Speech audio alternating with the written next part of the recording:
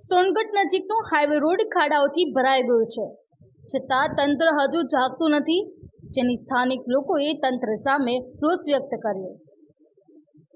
ભાવનગર જિલ્લાના શિહોર તાલુકાના સુરકા ગામ પાસે આવેલ હાઈવે રોડ ખાડાઓની હારમાળાથી ભરાઈ ગયો છે, પરંતુ હજુ સુધી નેશનલ હાઈવે વિભાગનું તંત્ર જાગ્યું નથી।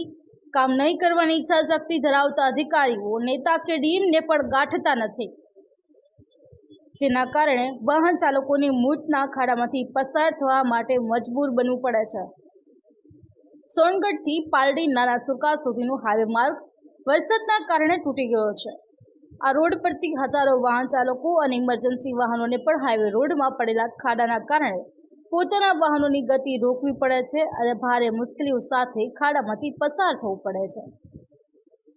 આ પરિસ્થિતિ છેલ્લા 2 વર્ષથી ખૂબ જ વિકટ બની છે, જેનું નિરાકરણ લાવવા માટે ભાવનગરનું નેશનલ હાઈવે વિભાગ નિષ્ફળ ગયું છે।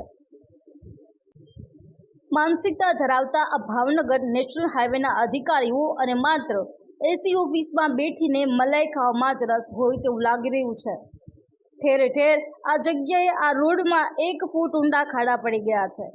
સૌથી ખરાબ પરિસ્થિતિ સોનગઢથી પાલડી નાના સુરકા પાસે બની છે, જ્યાંથી પસાર થવું એટલે પોતાના વાહનને નુકસાની પહોંચાડીને નીકળવું ફરજિયાત બન્યું છે। આ રોડ પરથી ભાજપના નેતાઓ અને મોટા ગજાના અધિકારીઓ પણ પસાર થાય છે, પરંતુ વિકાસના કામો માટે બીમાર રોડ પરથી પસાર થાય છે, ત્યારે આ ખાડા કાન કરી માત્ર તમાશો જોતા હોય અને મોટી જાનહાનિ માટેની રાહ જોતા હોય તેમ લાગી રહ્યું છે। ત્યારે સ્થાનિક રાહદારીઓ દ્વારા કોઈ મોટી જાનહાનિ થાય એ પહેલા રોડ તાત્કાલિક ધોરણે રિપેર કરવામાં આવે તેવી માંગ કરવામાં આવે। ત્યારે આવનારા સમયમાં કોઈ કામગીરી થાય છે કે પછી શું થશે તે જોવું રહ્યું। વિપુલ બલિયા, જે ન્યૂઝ, સોનગઢ। વિઠ્ઠલભાઈ રવજીભાઈ વાઘાણી હાલમાં અહીંયા સહકારી મંડળી સંભાળું છું અને માજી સરપંચ ગામના અને સામાજિક કાર્યકર। આ રોડની સ્થિતિ છેલ્લા 5-6 વર્ષથી ખરાબ છે।